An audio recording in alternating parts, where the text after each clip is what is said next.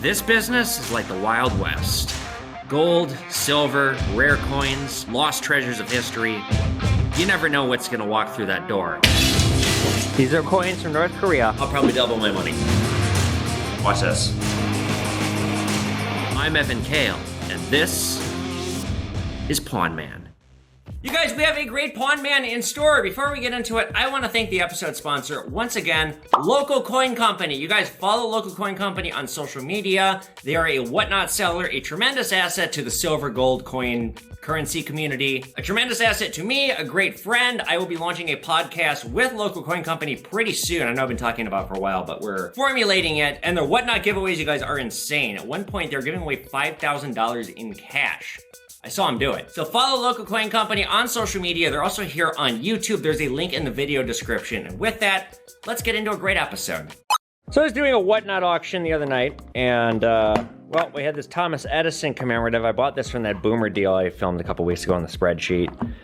So, opening it up, and I've seen these before, I've only seen them a few times before. It's got Edison on the obverse, but then as I'm holding up the coin and talking about it, they only minted 600,000 of these across the business strike, the proof, and the clad. I think it's a clad. I flip over the reverse, and oh, come on, this is the biggest you I've ever seen on a coin. Okay, this was designed by John Mercantile, who came up with the reverse of the Silver Eagle. He was the 12th chief engraver of the mint. He's a big deal, Mercantile. I don't think he did it on purpose, but like, come on, it seems like you did. It's supposed to be a light bulb, but come on. This looks like a Tesla coil. And the fact that you have what looks like a Tesla coil on an Edison commemorative is such a hysterical you. And I don't know if it was intentional or not, but let's assume it is and call John Mercantile an absolute savage, John. Just a savage. You are dunking on Edison from beyond the grave, well, from beyond his grave, with a coin. So let's talk about the War of the Currents really quick, because it is very interesting between Edison and Tesla and the rivalry, and just why this stings so bad. I don't think it was done on purpose, but even if it wasn't, like, come on, you looked at this and you thought, well, let's talk about it. So Thomas Edison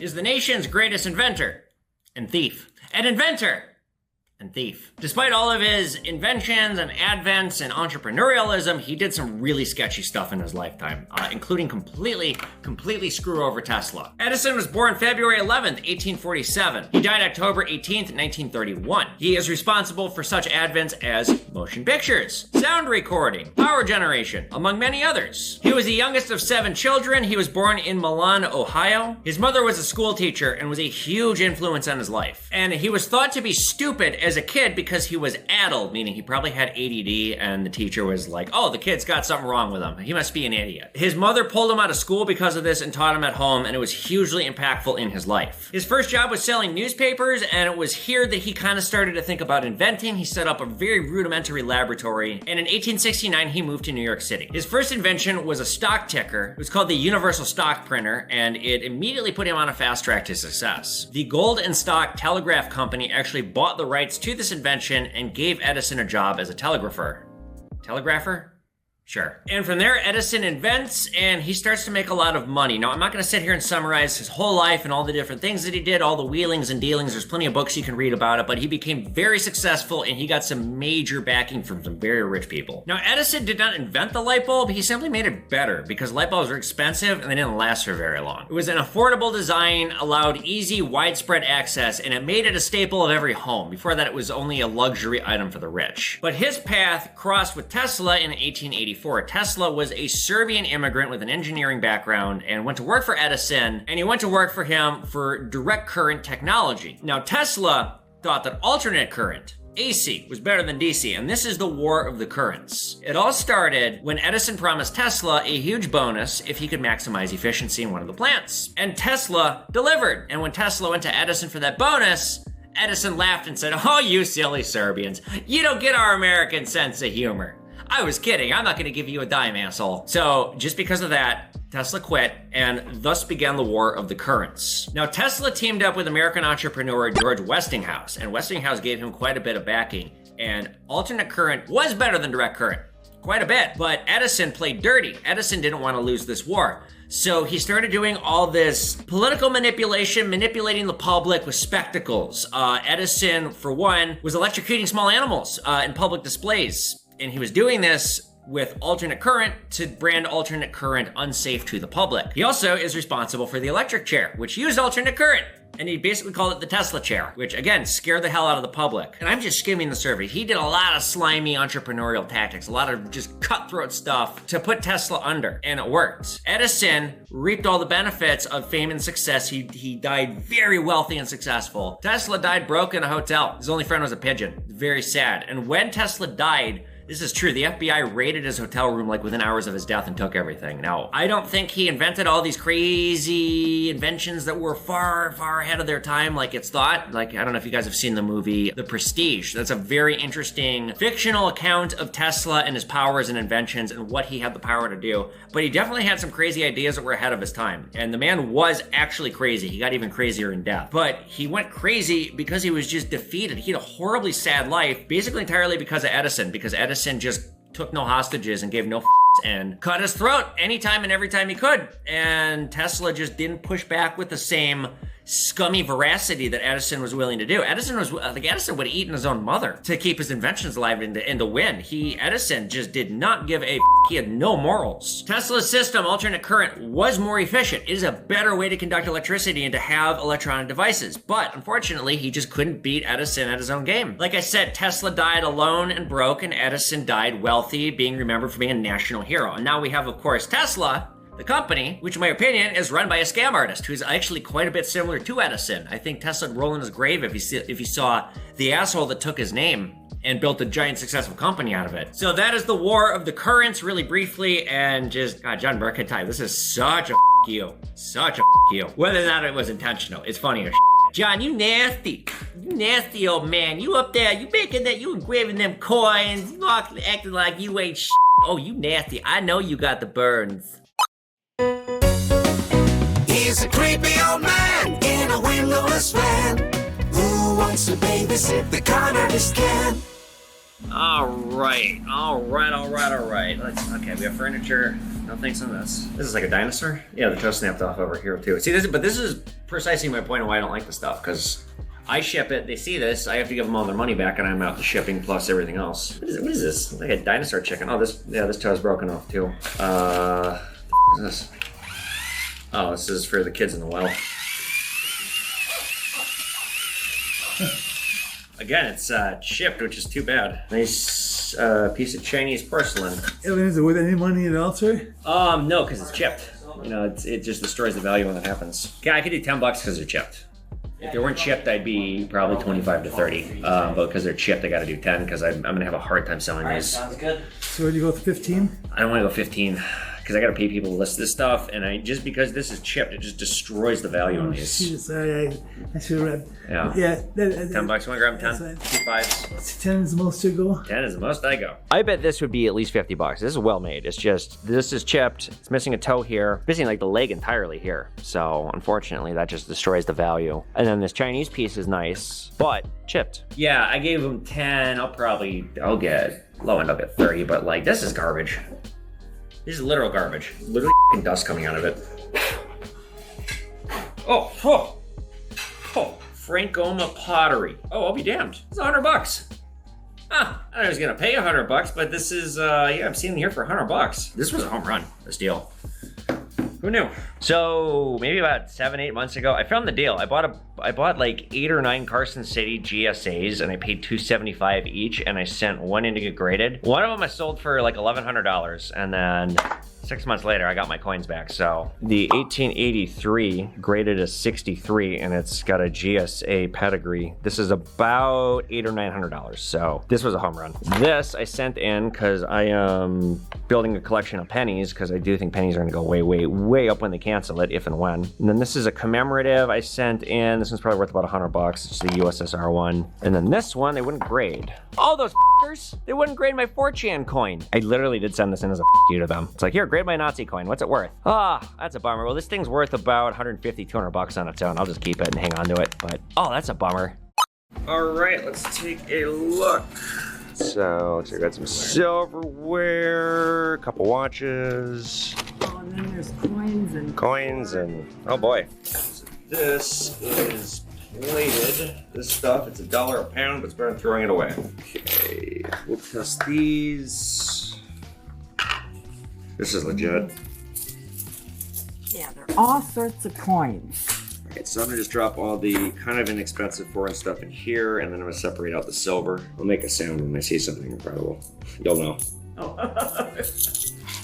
Okay, there's nothing terribly good there. If they're sentimental, keep them. Okay. Okay, what else? So, military currency.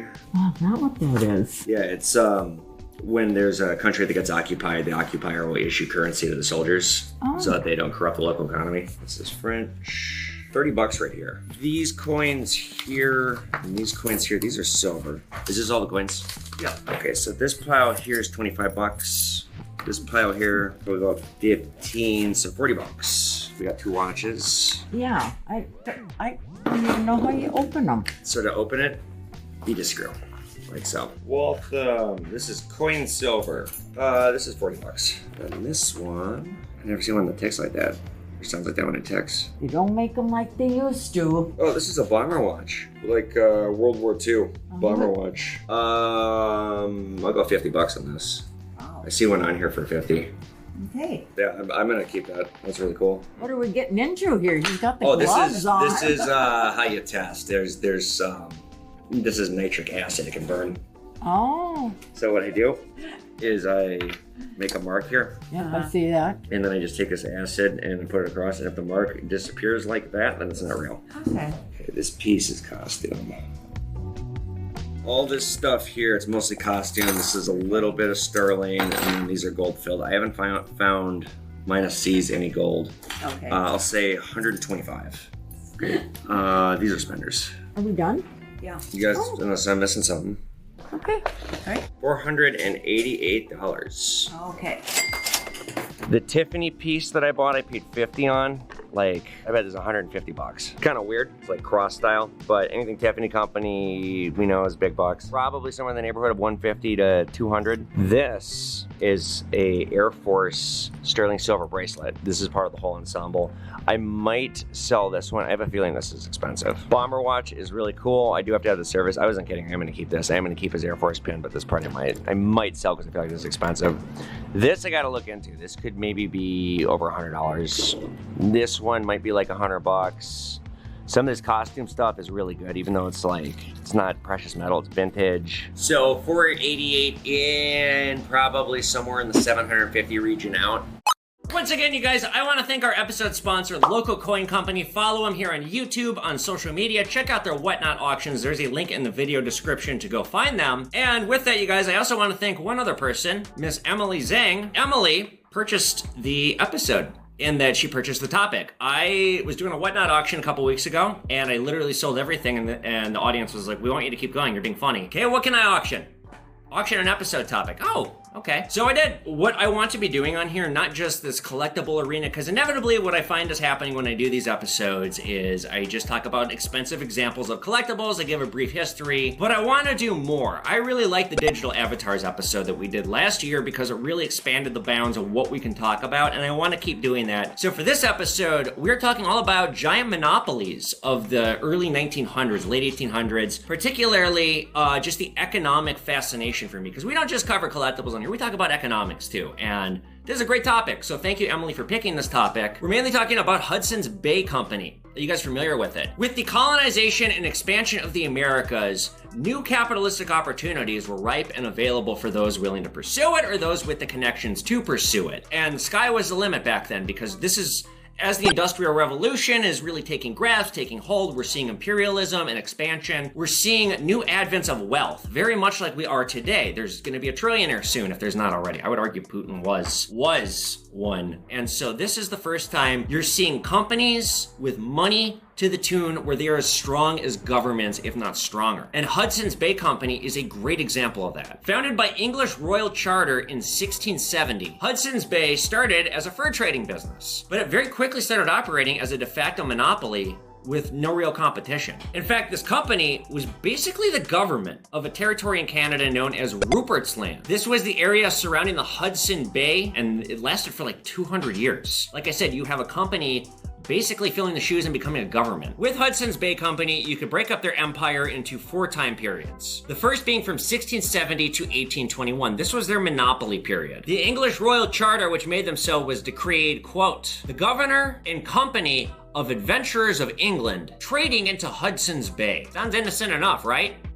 Wrong. The charter granted the company a monopoly, a de facto monopoly within this territory. Basically, it's you have the royal decree. This is your land to do all the trapping. Ain't nobody gets to step up to you because you got that magic royal decree. The company built trading posts all around the bay where the indigenous people were doing some trading with, but they were getting more and more powerful, making more and more money every year. Indigenous people were trading goods such as guns, furs, blankets, you name it. Very much like the economic system of the early American colonies where really it was just a barter system. Now, in 1821 until 1870, this is the second phase of the empire. And this is where they faced direct competition. There was a company based out of Montreal called the Northwest Company. So they actually had an armed conflict with this company, and it forced the government to merge the companies. So they basically just got even more powerful by pushing up against each other. They merged into one superpower. Super company. Now, the monopoly of Hudson Bay Company started to crumble after an event known as the Sayre Trial of 1849. So in this Rupert's Land area, it was actually illegal for anyone else to trade fur. They had, like I said, a de facto monopoly, and they just controlled all the trade, all the commerce, especially anything having to do with the fur trade itself. A man named Pierre Guillaume Sayre, if I'm saying that name right, a resident of what is now Manitoba, and 3 of his men were caught trading, fur trading, and it was illegal. There was a trial. At the time, this was known as the Red River Colony. So the colony's capital, Fort Garry, is where this trial took place. The people on trial, not just this one individual, but 3 indigenous folks with him, known as Métis, said that, well, it's our custom to trade.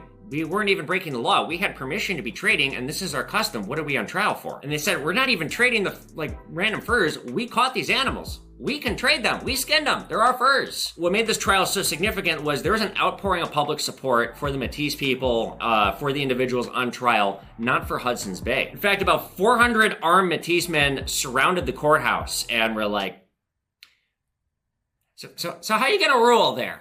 How you gonna rule in this here court hearing? I don't know why they talk like that in my comedic version of events, but that's how they talk. Ultimately, Sayre was found guilty, but he was not punished due to extraneous circumstance. This was viewed as a victory for the indigenous people, a defeat for Hudson's Bay, even though they got a guilty verdict. And this trial outcome became a de facto recognition of the right of indigenous peoples in the Red River Colony to freely trade fur without permission of Hudson Bay Company. And this was the crack in their armor. Their monopoly was undermined, their control quickly began to wane just because of this one event. This trial is also seen as the lead up to a full-on rebellion known as the Red River Resistance from 1869 to 70, and ultimately the creation of Manitoba itself, all because of this. In 1870, the Canadian government formed though, and certainly Hudson's Bay Company was under incredible scrutiny and pressure from the Canadian government. They were no longer this massive company that was a government, because now you have a government in this territory. Before, there was no centralized Canadian government, and they're not the powers that be anymore. Hudson's Bay sold Rupert's Land to Canada, but they maintained rights to use the lands, and they still control a lot of the lands despite selling it on paper. But the company started to transition into broader retail. It wasn't just fur anymore. They were selling goods to gold rush miners, to settlers, urban customers. They were really broadening their horizons out of their original roots. And in 1913, they turned into a modern retail store. The first department store was opened in Calgary, and the company expanded throughout the 20th century into the United States, elsewhere. And today they own a bunch of successful retail stores, but they are not this evil conglomerate empire that they once were. They basically turned into Macy's. But this company was a significant force in the colonization and development of Canada, its early economy, and its unfair practices both toward indigenous people and just the idea of a monopoly as a whole being stronger than a government, being the government. This is kind of a newer thing, and this Hudson's Bay Company, because this is what Emily wanted me to cover, was just one example of many, and I think it's very interesting because we are kind of seeing the rise of companies coming back full circle like this, having more power than a company should. I mean, look at the Citizens United ruling that happened here in the United States, where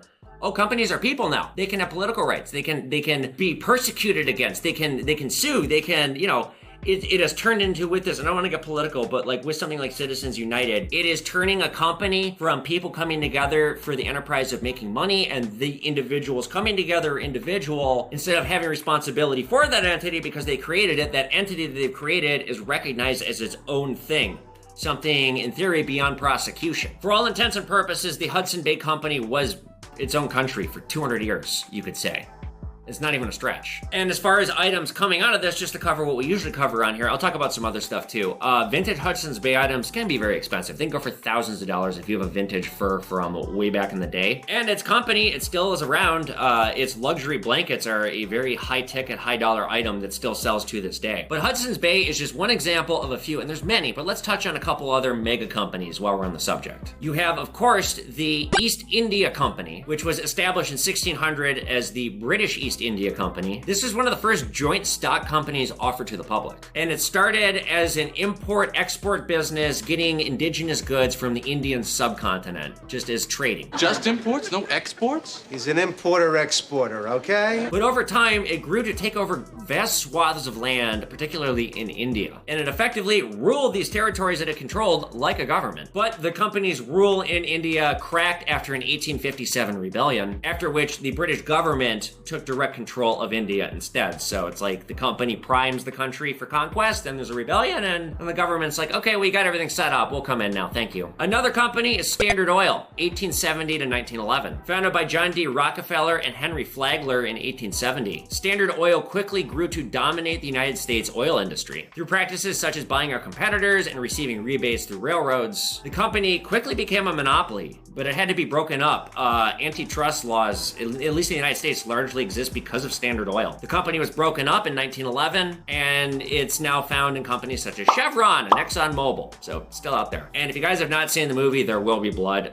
is a must-watch, loosely based on Standard Oil. Next up, Carnegie Steel Company, 1892 to 1901, not very long. Founded by Andrew Carnegie, this became the dominant force of the American steel industry. Through ruthless business practices, advance in technology, and strategic investments, Carnegie was able to make his company the head manufacturer of pig iron, steel rails, and coke in the entire world. And this was when the world was kind of starting to come together, but you know, if you wanted to get across the world, you couldn't fly. You had to take a ship. It'd take a long time. So we're seeing these mega companies with global reach really coming out with their claws all over the world, able to do industry and business all throughout the world, doesn't matter distance. The company was sold in 1901 to J.P. Morgan, and he reformed it into the U.S. Steel Corporation. And then finally, we have the United Fruit Company, which is now Chiquita Brands International. And this company, we will segue into something horrible in a moment here. This company had a monopoly, particularly on bananas. Bananas were, like I said, the world is big and vast, but now we have all this commerce that's taking place globally, so people are able to try things that they wouldn't otherwise be able to try from far away. Bananas being one of them. The term Banana Republic comes from this company. The company had extensive land holdings and influence and is responsible for a massacre. In fact, a lot of these companies are responsible for high body counts. Let's cap off talking about some bad stuff. In fact, Time Suck just covered the Banana Massacre. This was in 1928, and the United Fruit Company in Colombia cracked down on its workers that were striking because they literally weren't being paid. The United Fruit Company had so much influence in Colombia that when the workers went on strike, they got the Colombian government to send in troops. It is unknown how many people died.